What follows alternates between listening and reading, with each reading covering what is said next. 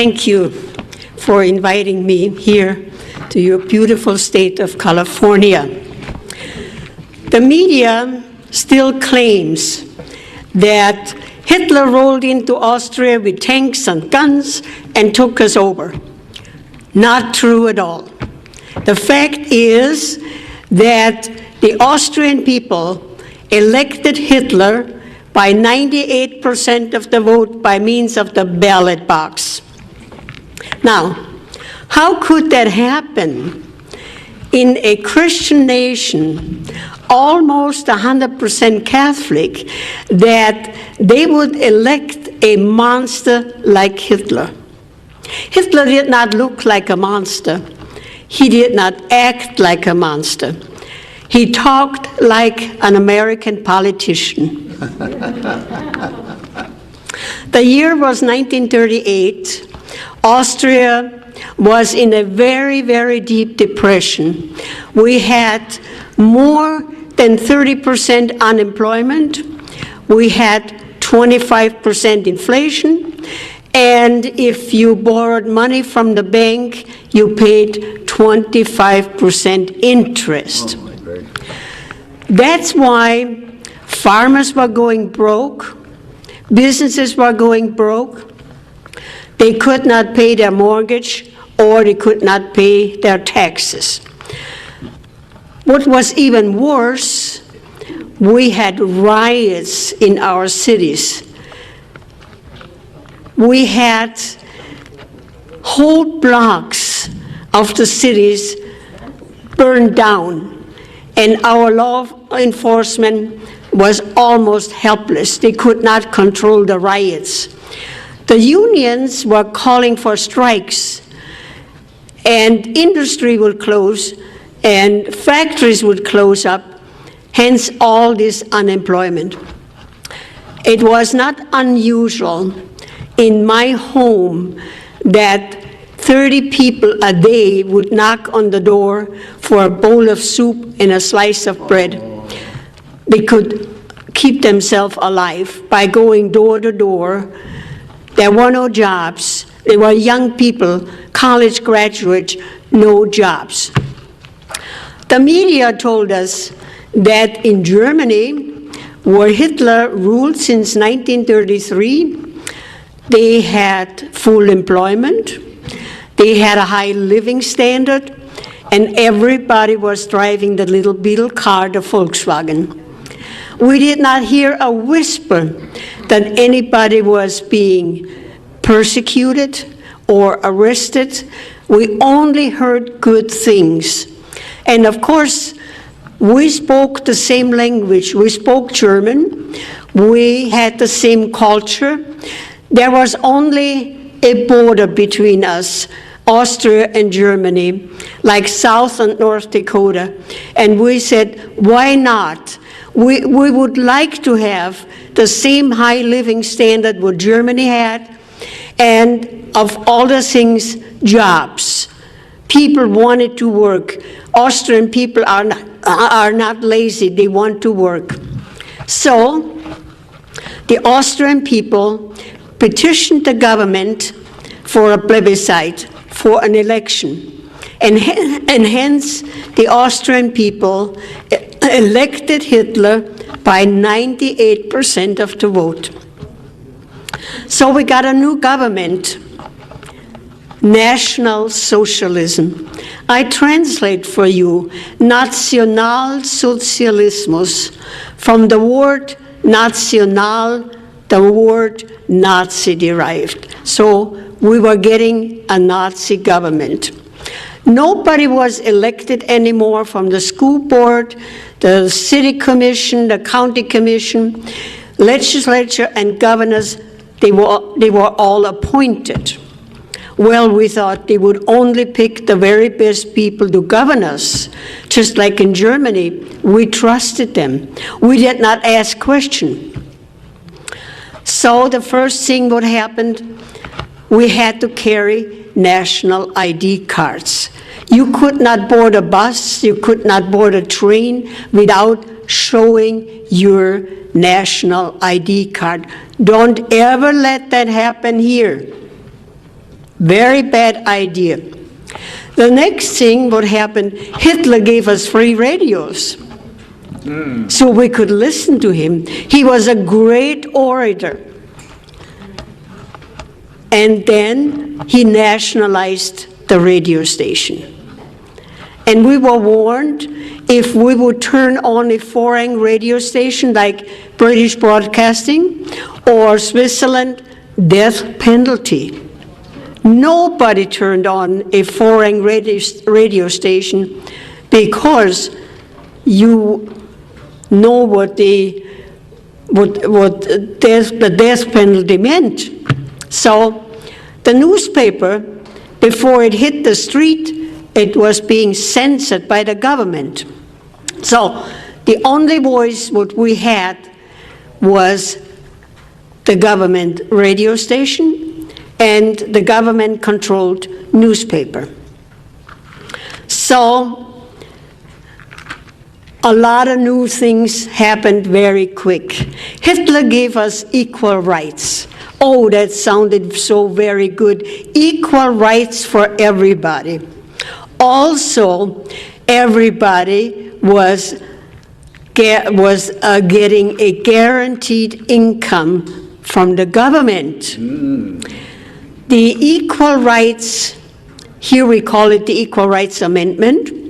Equal rights was designed in two components: equality, economics, and social. Economics, that was designed to equalize the country's wealth, because everybody was entitled to a guaranteed equal income. In order to achieve that, they had to raise our taxes up to 70% to equalize the wealth. Those who were on the lower income level, to graduate them up there to an equal level. They got subsidized housing, they got food stamps, they got heating fuel, and they got a certain amount of payment from the government for each child. So they equalized the country's wealth by taxing us 70% to bring that level, the lower income level, into an equal level, and that is called socialism. Yes. On the social level, of course, under socialism, everybody has to be in the workforce. Before Hitler, of course, the moms stayed home, they were good wives, and they raised their families. But under socialism, if you are not in the workforce, you are called a parasite. So the moms were being put out into the workforce, so what happened to the children? Child care centers. You could, and it was all free for everybody. You could bring your 4-month-old baby, leave it there 24 hours, 7 days a week. As longer you left your child there, the better the government liked it. The staffers of the child care centers, they were not the grandmotherly type of women who took care of the children. They were young women, highly skilled in child psychology, to mold the little babies from 4 weeks on up how the government wanted them. The government raised our children. So that was the equality, equal rights for everybody. The next thing what happened, education was nationalized. We had a very good educational system in Austria before Hitler. I went to public school. We had a very good curriculum. We even prayed in public school before class and after class.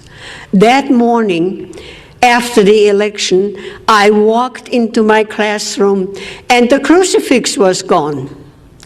And the teacher said, this morning, we greet each other, Heil Hitler. And she said, we don't pray anymore. We sing Deutschland, Deutschland über alles, Germany above everybody. And she also said, we would not have twice a week religious education anymore either. We would have physical education instead. Oh, we did not mind that. It was a lot more fun to play ball than study the Bible or learn long prayers. She also said that on Sunday we could not go to church anymore because Sunday was compulsory National Youth Day. We had to attend at 8 o'clock in the morning to the gymnasium instead of going to church. The first 2 hours we had political education. Today I would call it political indoctrination. We were being told not to listen to our parents. They were just old-fashioned old fogies. They did not understand the young people. Only Hitler did. So don't listen to your parents anymore. And besides, you had freedom and you had rights. So our parents could not tell us anymore when to come home at night. We could decide that for ourselves. The rest of the day we had sports. We got all the sports equipment free. We got tennis rackets, we got skis, everything. And the boys of age 16, they got motorcycles. And of course, everybody had to join the Hitler Youth. That was compulsory. So the rest of the day we had sports and fun. So when we returned home at night, we told our parents how much fun we had and how much better it was, and all the sports equipment we got free, much more fun than going to church. Well, my parents were very concerned, especially my mother.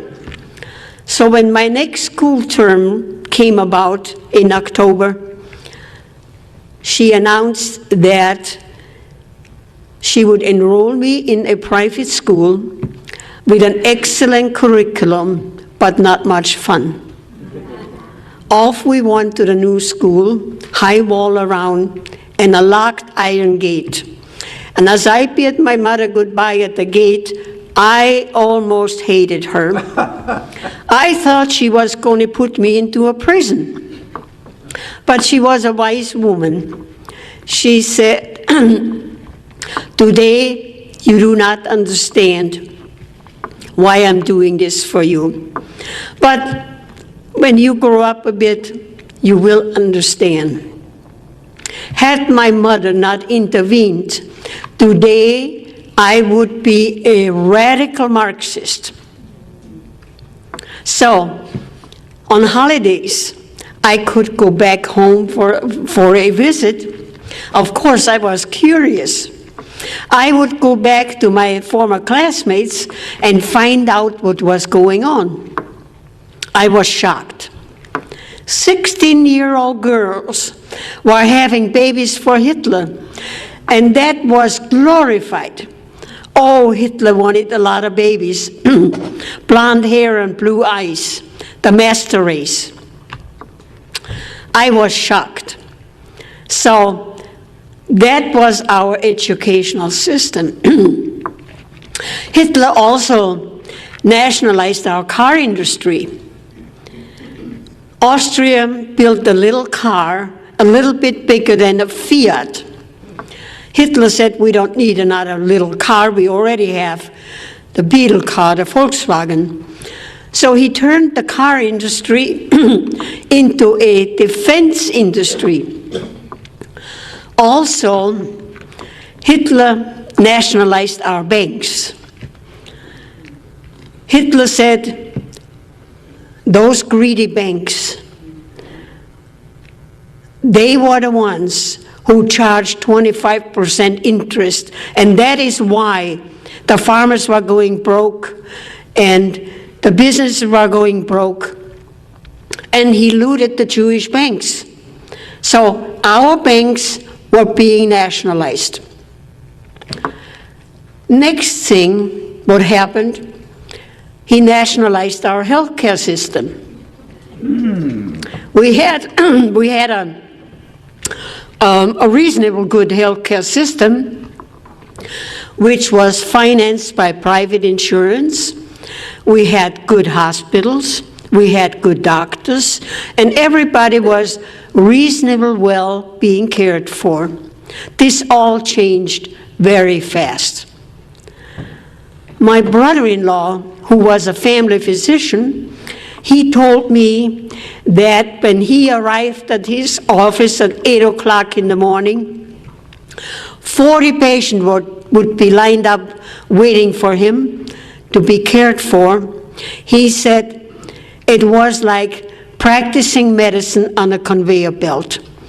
He only had time, 5 or 10 minutes per patient, and besides all the paperwork, it was a system from well taken care health care to a very, very bad system. And what was even worse, he told me that naturally all the doctors were being salaried by the government. There was no more free market. Free market did not exist anymore. The government salaried all the doctors. So my brother-in-law was a very conscientious doctor. He would only prescribe medication what the patient really needed. But if that medication was not on the government's list, they took it out of his salary, and his salary dwindled down to almost nothing. So a lot of doctors left the country. A lot of doctors left, including my own husband. My husband did not want to practice medicine like his brother had to. He wanted free market medicine. He came to this country, and I remember telling me how wonderful our healthcare system was, how modern our hospitals were compared what he left behind. He said, I hope it will never change. Today, he will turn over in his grave how healthcare will change. Also, of course, under a socialist government, you have a lot of rules and regulation. We had a planning agency that was designed to control the businesses and the farmers. The bureaucrats, oh, we had tons of bureaucrats. That's how Hitler created jobs, government jobs. Lot of bureaucrats. And they would go out on the farms and count the livestock and tell the farmers what to plant, how much to plant, and how much they had to harvest, regardless of the weather. They would go into the businesses and snoop around what they could find under the auspices of health and safety. Mm-hmm. Here we call it OSHA. They were nitpicking everybody. And I hear that a lot of time from my audiences, how the bureaucrats come into their business and snoop around what they can criticize and what the business owner had to replace. And that's why a lot of businesses in Austria could not afford replacement, whether it was round tables versus square tables and more bathrooms. So a lot of businesses closed their doors. So also the bureaucrats would go out on the farms and count the chickens and order the chickens how many eggs they had to lay. That's right. Ridiculous. Absolute ridiculous. Hitler wrote a book, Mein Kampf, My Struggle. He wrote in the book everything what he was going to do, that he was going to take over the world. But the Austrian people were so busy with athletics and sports, so very few people read the book. Had we read the book, we would have known what was coming. We would have known what was coming. Abortions were highly illegal. Hitler wanted a lot of babies, blonde hair and blue eyes, the master race. But when a couple was not 100% Aryan and the woman was pregnant, she was forced to have an abortion. Hitler did not want any foreign blood, only the Aryan, pure German blood. We also had euthanasia, killing people. In my last year of college, I was sent to a small village to do my practice teaching. Maybe I should back up and tell you what really happened in education. When the time came to pick your major in college, I wanted to be a journalist and writer. I was told they didn't need journalists, they did not need writers either. They needed young teachers. So I had to go into education. I did not mind that because I like children. So in my last year in college, I was sent to a small village in the mountains, and I was told that because in the wintertime, the mountain passes would close up because of the masses of snow. So people in that village, they intermarry family into family. And we know by genetics that sometime the offsprings, the baby, is a bit mentally handicapped. So when I arrived in that village, I was told they had about 15 of mentally handicapped people. One man I know very well, he was the janitor in our school, Vincent. He could not read or write. He could not talk very well, but he kept our school clean. So one morning, I looked out of my classroom window, and there was a van out there from the health department. I thought, well, and all these people were being ushered into the van. So I asked my principal, where are they going to take Vincent and all the rest of the people? I thought maybe they take him for an outing, for a picnic. The principal said, oh no, the health department came around and asked the parents if they want to institutionalize their son or daughter to learn how to read and write. Gladly the parents signed the papers and off they went. 6 months later, the letters came to the parents that their son or daughter died a natural but merciful death. The news traveled very fast in that village. People said, well, they all left in excellent health, in good health. And why should they all die within 6 months? It dawned on the villagers that they were being euthanized. After the war, I found out that 20,000 children, handicapped children, were being euthanized. Hitler wanted perfect people. On a personal note, God forbid, should I ever become handicapped, I will never apply for a handicapped license plate because I don't want to get on the list. Amen. And I know that under Obama's health care, we have eugenics.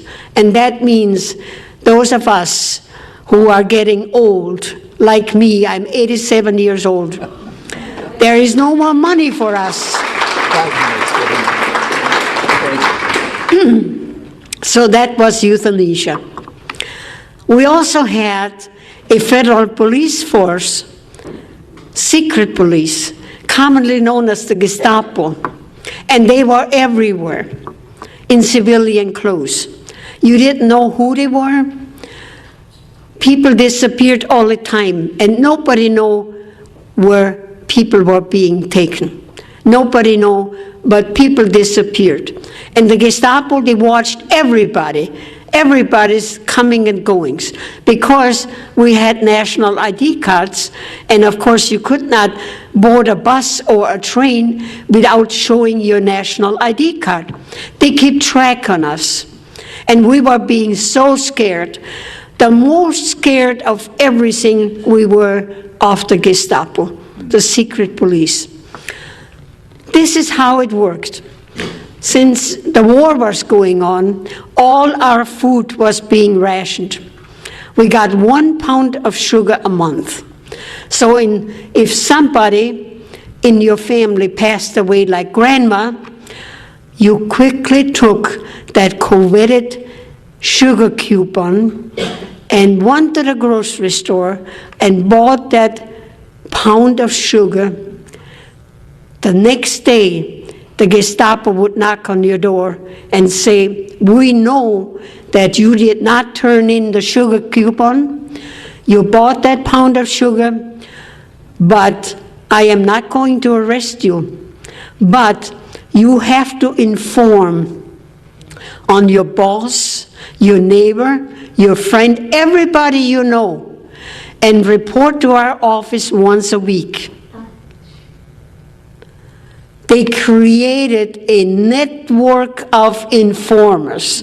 We could not trust our neighbors. We could not trust our friends. We couldn't trust anybody. We couldn't trust the mailman. Nobody. We were afraid to talk to anybody, anything political, because we did not know who was informing on everybody. A network of informers they created. I believe it was in February '09.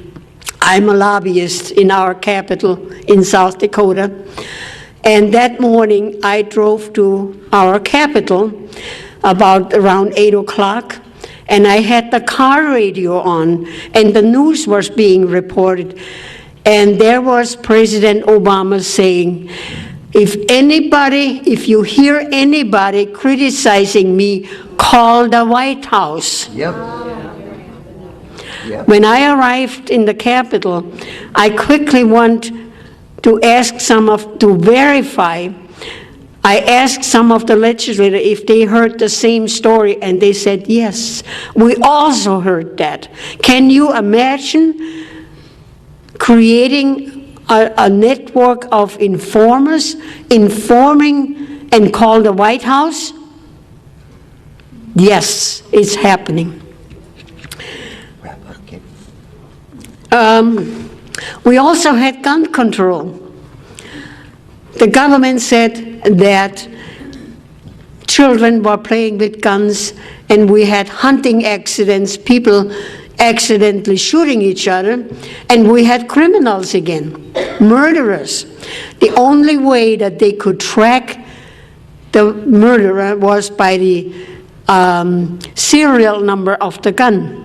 So bring your gun to the police station, then we can register the serial number and we can track the criminal. And we thought that was a good idea. Mm-hmm. So gladly we did that. Not long afterwards, they said, no, it did not help. We could not track all the criminals. The best way to have no more crimes and no more people getting hurt bring your guns to the police station, and they already know who had guns because we registered our guns. Keep your guns and buy more guns and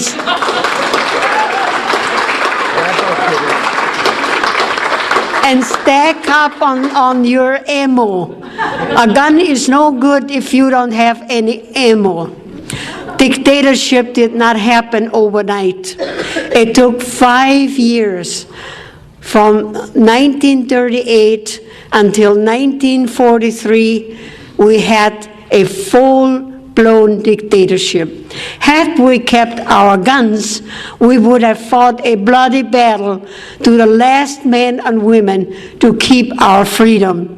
But we had no guns. A classic example is, in Switzerland, it is law that everybody has to have a gun. And Hitler took every country in Europe except Switzerland. And Switzerland did not have a war for more than 600 years. Hitler never tackled Switzerland. So keep your guns. Keep your guns.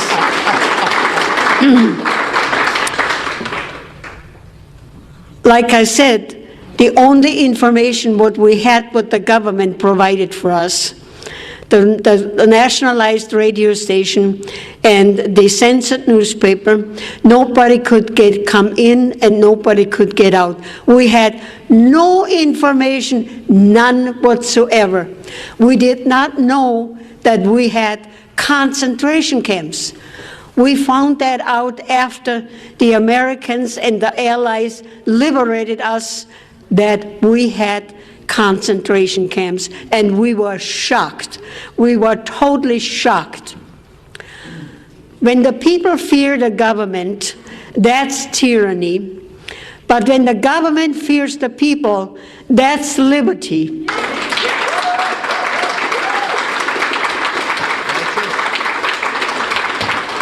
We have to take our country back as we know it. And a good way is that we educate our friends, everybody. I have my speech on a DVD. I urge you to have house parties, play my DVD, invite your neighbors, your friends, and educate them on socialism. We are almost 80% there. We have to take our country back as we know it. Those of us who sailed past the Statue of Liberty, we came to a country of unbelievable freedom and opportunity. America is the greatest country in the world. Amen. If we can keep it.